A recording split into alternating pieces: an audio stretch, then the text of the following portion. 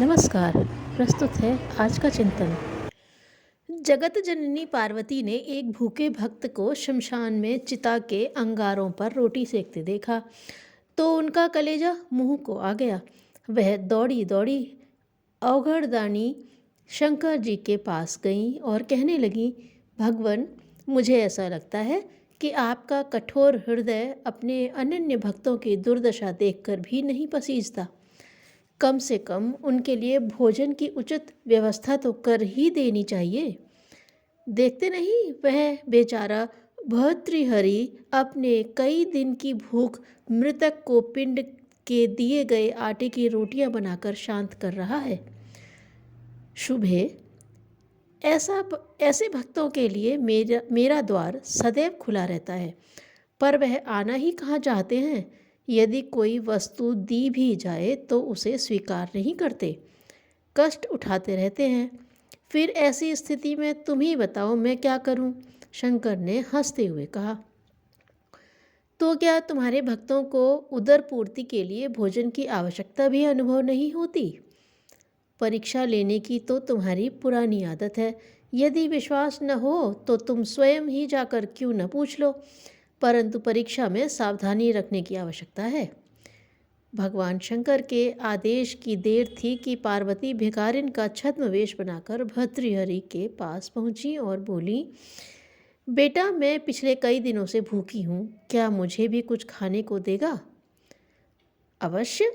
भर्तृहरि ने केवल 4 रोटियां सेकी थी, उनमें से 2 बुढ़िया के हाथ पर रख दी। शेष 2 रोटियों को खाने के लिए आसन लगाकर उपक्रम करने लगा। बेटा, इन 2 रोटियों से कैसे काम चलेगा? मैं अपने परिवार में अकेली नहीं हूँ, एक बुढ़ा पति भी है, उसे भी कई दिन से खाने को नहीं मिला है। भिखारिन ने दीन भाव से निवेदन किया। भर्तृहरि ने वे दोनों रोटियां भी भिखारिन के हाथ पर रख दी। उन्हें बड़ा संतोष था कि इस भोजन से मुझसे भी अधिक भूखे प्राणियों का निर्वाह हो सकेगा। उन्होंने कमंडल उठाकर पानी पिया, संतोष की सांस ली और वहाँ से उठकर जाने लगे। वत्स, तुम कहाँ जा रहे हो? भर्तृहरि ने पीछे मुड़कर देखा। पार्वती दर्शन देने के लिए पधारी हैं। मैं तुम्हारी साधना से प्रसन्न हूँ, तुम्हें जो वरदान मांगना हो मांगो। प्रणाम करते हुए भर्तृहरि ने कहा, अभी तो अपनी और अपने पति की क्षुधा शांत करने हेतु मुझसे रोटियां मांग कर ले गई थीं। जो स्वयं दूसरों के सम्मुख हाथ फैलाकर अपना पेट भरता है, वह क्या दे सकेगा? ऐसे भिखारी से मैं क्या मांगूं?